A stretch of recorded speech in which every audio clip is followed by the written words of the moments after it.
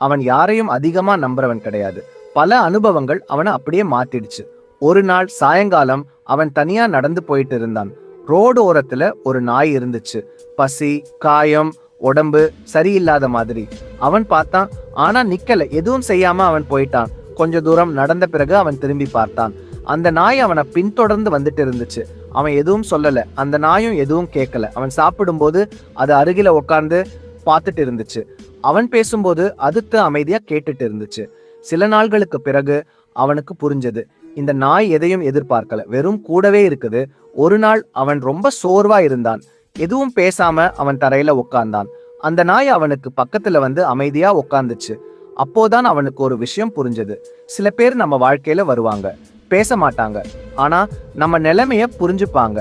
உறவு அப்படின்னு சொல்றது வார்த்தைகள்ல இல்லை, கூடவே விட்டு போகாம இருக்கிறதுல தான். இந்த கதை உங்க மனசுக்கு கொஞ்சமாவது பிடிச்சிருந்தா சேனலை சப்ஸ்கிரைப் பண்ணுங்க.